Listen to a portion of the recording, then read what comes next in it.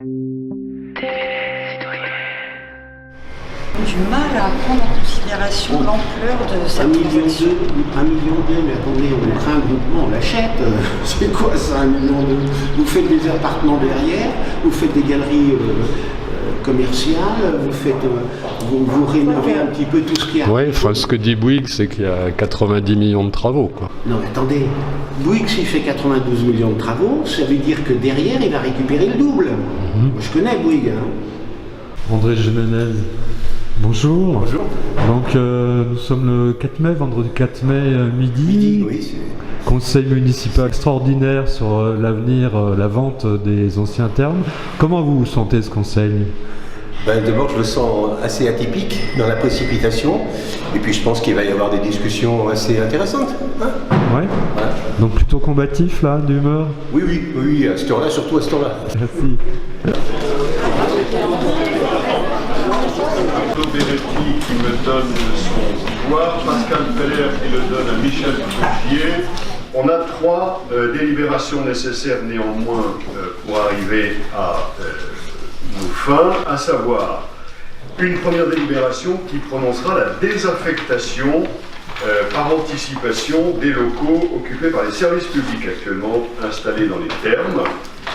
À l'issue de du vote de cette délibération, je suspendrai la séance parce que cette délibération doit être validée en préfecture et affichée en mairie. Il y aura une deuxième délibération quand la séance sera reprise qui prononcera le déclassement des locaux désaffectés, pareil avec un effet différé, on vous expliquera tout ça, et puis la troisième délibération qui finalisera les conditions définitive de la vente. Donc je vous propose de rentrer sans plus attendre dans le vif du sujet sur la première délibération qui vous est proposée et qui vise donc à désaffecter par anticipation les locaux occupés dans les thermes par les services publics. Marianne. Oui, bonjour chers collègues. Peut-être monsieur le maire a un point d'horizon complet sur les 3 délibérations comme vous venez de le faire en rentrant un peu plus dans le détail. Donc nous allons examiner, et vous serez amené à vous prononcer donc sur 3 délibérations comme vous l'a expliqué monsieur le maire, portant sur la cession définitive du bâtiment des anciens thermes au groupement constitué à parité par, je le rappelle, la SAS Développement, donc Société d'aménagement de la Savoie, et Bouygues Immobilier. Alors c'est un dossier extrêmement important pour notre ville et surtout pour le patrimoine thermal et pour la sauvegarde du patrimoine thermal. Il va donc être traité en 3 temps, comme vous l'a exposé monsieur le maire, et si vous le permettez, on passe tout de suite à la première délibération, donc qui est la désaffectation à effet différé des locaux aussi dans les anciens thermes et occupés par des services. Donc afin de permettre la réalisation de la cession du bâtiment, prévue dans la promesse unilatérale de vente pressée le 22 juillet 2016, il est nécessaire de désaffecter les locaux occupés par les services suivants qu'on a listés tout à l'heure, l'accueil de l'office de tourisme pour 120 mètres carrés, l'accueil de la mission locale jeune 52 mètres carrés, la mission habitat 20 mètres carrés, le guichet unique espace 60 mètres carrés, le gymnase 620 mètres carrés et des locaux occupés par l'accueil de jour pédopsychiatrique du centre hospitalier de Bassins pour 754 mètres carrés. Cette désaffectation prendra effet au plus tard, comme nous l'avons déjà évoqué, le 30 juin 2020 et elle sera constatée par acte d'huissier. D'ores et déjà, la ville dispose, on l'a dit, des engagements suivants. Courrier du CHS en date du 25 avril 2018. Mission locale jeune, donc un bail a déjà été signé pour un autre local par la mission locale jeune et un courrier de l'ODI en date du 25 avril 2018. Il vous est donc proposé de délibérer ainsi qu'il suit le conseil municipal après en avoir débattu, décide petit 1 de désaffecter les locaux précédemment évoqués, petit 2 de prévoir de transférer les services listés ci-avant dans les locaux aménagés sur le territoire communal, et petit 3 charge le maire ou son représentant d'accomplir plus généralement toutes les formalités nécessaires à l'aboutissement de cette désaffectation et le transfert des services mentionnés dans de nouveaux locaux. Merci Marina. Alors, est-ce que sur cette première délibération, il y a des volontés de parole? Dominique. Ça va être rapide. Étant donné qu'on est depuis le début contre la vente des bâtiments, nous voterons donc contre la désaffectation et la déclassification. D'accord, c'est parfaitement cohérent en effet. André? Alors donc, bonjour à tous. Si je représente Fatia, c'est d'abord qu'elle travaille. Et c'est un peu bizarre déjà qu'on n'est pas très nombreux dans ce groupe minoritaire. Si en plus on a mis un horaire qui ne permet pas aux gens qui travaillent de venir pour un conseil municipal aussi important, c'est drôlement compliqué. compliqué pour nous. Notre souci n'est pas ici de venir faire des effets de manche devant le public ou devant la presse, mais surtout de trouver une solution, ou alors de grappiller quelques électeurs mécontents par ces sujets-là. Mais surtout, c'est pour essayer de trouver vraiment une solution à ce bâtiment qui est dans mon dos et qui nous pèse vraiment lourd sur la conscience et sur le budget surtout. Alors sur cette première délibération, la 40 qui parle de la désaffectation et du relogement des 6 occupants, moi ce qui me pose problème, c'est qu'il n'y a rien qui est dit sur le 7e occupant. Et c'est celui qui a fait couler beaucoup d'encre, c'est l'école Perfit. Alors, il avait eu, au moment où Perfit avait fait des travaux pour s'installer, un droit à un loyer compensatoire très modéré. Maintenant, comme on ne sait rien sur cet relogement ou ce départ de l'école Perfit ou cet maintien, dans le comité de pilotage qu'on avait eu il y a à peu près 3 semaines, il avait été dit que oui, on faisait son affaire et que c'est lui qui allait traiter directement avec Perfit avec la promesse de où il acceptait les conditions de relogement et de rachat des bâtiments, ou alors il s'en allait. En tout cas jusqu'en 2020, puisque ça court jusqu'en 2020, j'espère que maintenant que le rabais qui lui a été consenti pour les travaux qu'il a effectués ont été, à mon avis, amortis, qu'on lui appliquera un vrai loyer commercial et pas un loyer, comme on dit, modéré. Moi, ce que je ne sais pas non plus, c'est quelles sont à ce jour les conditions financières du relogement de ces 7 occupants. Moi, je ne peux pas voter une délibération, sachant pas si ça va me coûter 1 euro, 10 euros, 100 euros, 1000 euros. Hein, donc, j'aurais bien aimé qu'on me fasse aussi une prévision par les services ou par des consultants, étant donné qu'on sait que déjà, les consultants, ça a été compliqué. On verra tout à l'heure sur l'histoire de l'amiante. On s'est trompé vraiment d'échelle. Hein. On est passé de 500 000 à 3 millions, 2,5 millions hors taxes et 3 millions TTC. Donc c'est pas une erreur, c'est vraiment quelque chose d'important. Dernier point, c'est la date butoir du 30 juin 2020. Moi je trouve que quand même, tout le monde sait qu'en mars 2020, il y a des élections. Et je trouve un peu cavalier d'avoir mis cette date 2020 pour éventuellement passer le dossier à une nouvelle équipe qui viendrait en place et de ne pas avoir mis comme date butoir le 31 décembre 2019, de façon à ce qu'on rende à l'équipe qui va suivre des comptes à peu près clairs et épurés de toute dette excessive. Voilà. Nous, bien sûr, nous voterons bien sûr contre et je demanderai de façon à préserver l'intimité et le choix de chacun un vote à bulletin secret. Merci. Merci André. Est-ce qu'il y a d'autres volontés de parole? Serge? Oui, pour ma part, bonsoir à tous. Je souhaiterais que dans notre délibération, vous rajoutiez que s'il n'y avait pas vente, elle était annulée. Parce que vous dites, il faut faire les 2 premières pour avoir la 3e, mais si vous ne faites pas la 3e, à quoi servent les 2 premières? Alors, peut-être quelques éléments de réponse.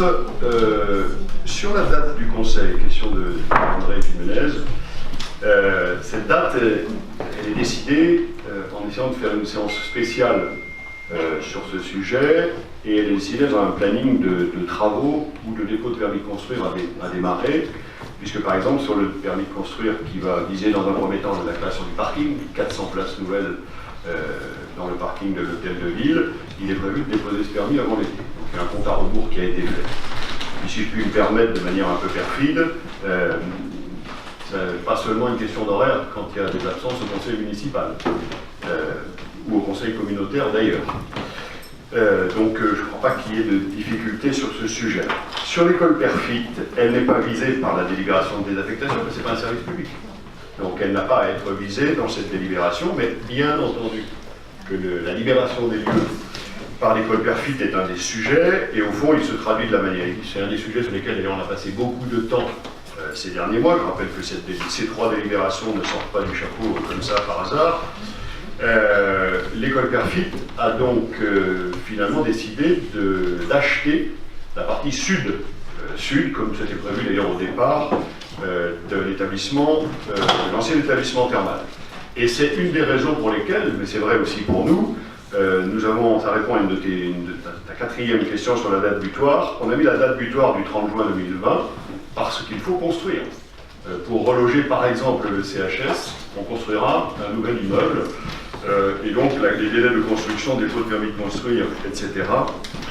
sont nécessairement longs, sachant que sur le plan financier, ce sera neutre, puisque par exemple le CHS paiera un loyer correspondant au coût d'équilibre de l'investissement qui sera fait.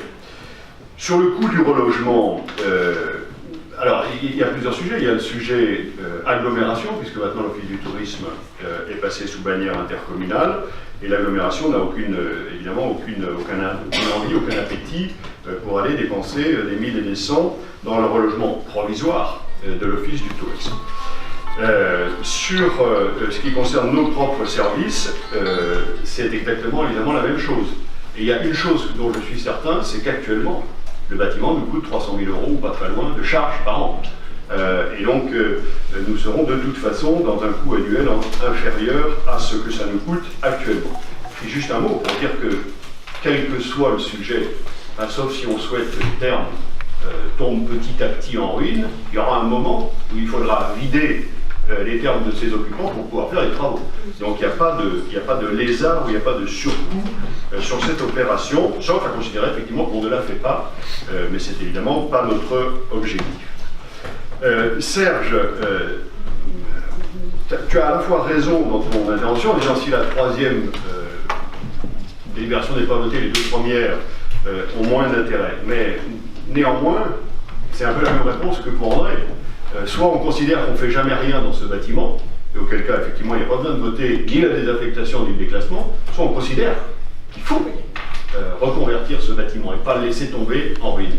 Et si tu veux, d'une manière ou d'une autre, sur la manière on peut ne pas être d'accord, mais d'une manière ou d'une autre, reconvertir ce bâtiment, il faudra passer par sa désaffectation, puis son déclassement du domaine public communal. Sur le vote à bulletin secret, je vais commencer par faire voter là-dessus. La loi est assez claire, hein, c'est l'article 21 du Code général des collectivités territoriales qui dit que le vote à bulletin secret est de droit lorsqu'un tiers des membres présents le réclame. Et donc je vous propose de voter sur cette demande de vote à bulletin secret. Très sincèrement, je ne souhaite pas qu'on suive ta demande, je ne vois pas très bien ce que ça change.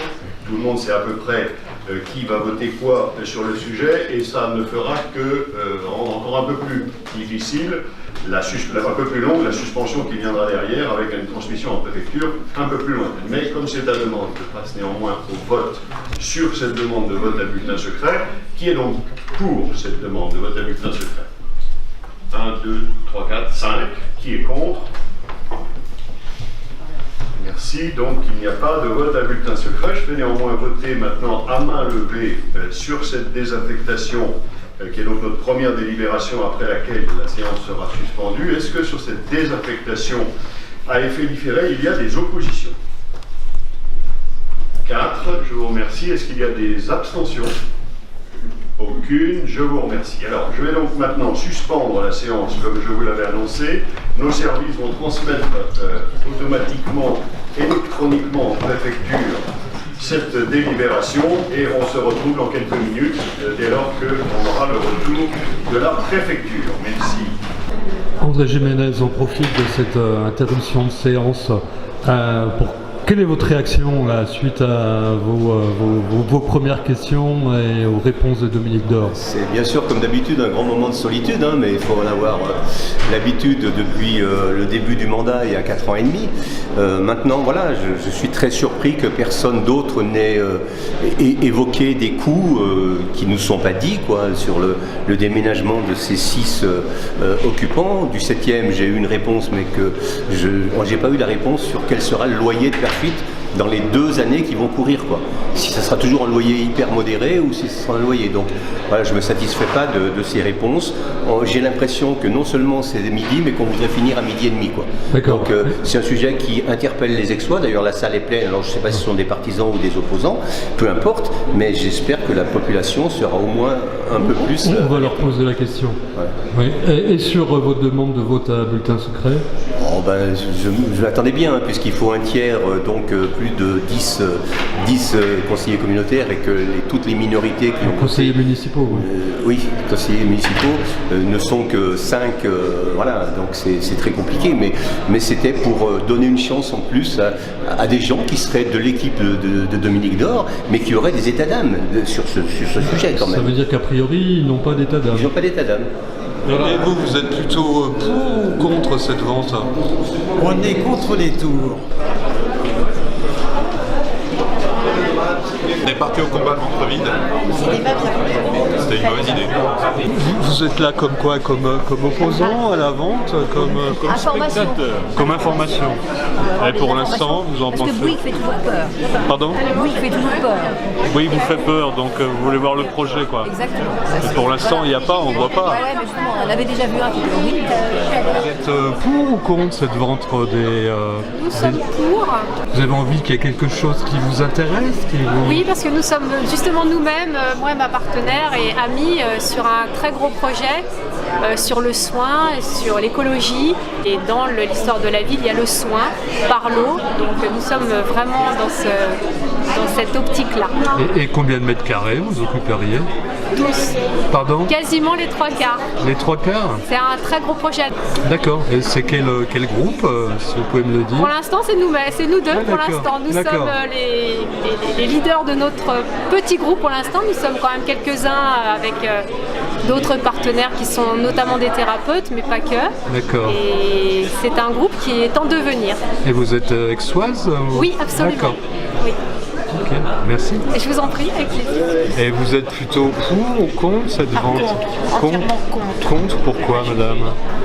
Ça se comprend avec le désamiantage à 3 millions et on sent qu'il y a quand même une magouille dans tout ça avec M. Bouygues. Hein. Parce que qui vend à M. Bouygues une partie et qui vend la pierre-fitte, la ville, oui. Mais pourquoi 1,2 million à M. Bouygues et puis M. Bouygues va revendre à pierre-fitte? Ouais, Il y a quelque chose qui ne va pas là. Voilà, ça vous semble pas... Non, pas net du tout. Il n'y a pas que ça dans la ville, mais bon. Là, c'est pas net du tout. Merci. Bonjour, vous êtes spectateur au conseil municipal ce vendredi. Oui, en fait, je suis un habitant d'Aix-les-Bains et donc je m'intéresse à ce qui se passe concernant la vente de ce bâtiment, c'est-à-dire les thermes. Parce que là, on parle de Bouygues, donc plutôt de privé. Oui. Est-ce qu'il vous paraîtrait pas intéressant aussi d'avoir des espaces publics dans ces termes, comme une médiathèque Oui, alors bon, ça c'est un projet, mais c'est un projet qui nécessite un appel d'avoir des fonds. Ça veut dire qu'il faut faire appel à des investisseurs extérieurs. C'est le cas de Bouygues, c'est la position de Bouygues, ça. Alors, je sais pas. Si vous voulez, Bouygues, c'est un entrepreneur. Son travail, lui, c'est de construire des immeubles et de faire de la marge dessus. Alors après, il va essayer de dépenser le moins d'argent possible. Et ces négociations vont porter là-dessus. Je connais personnellement Bouygues pour avoir travaillé avec lui sur l'université de Riyad. Donc, je sais que c'est pas un philanthrope. On peut donc reprendre notre séance. Marina, je te donne tout de suite la parole pour donc la deuxième délibération sur le déclassement du domaine public. Merci, monsieur le maire. Donc, par délibération, pardon.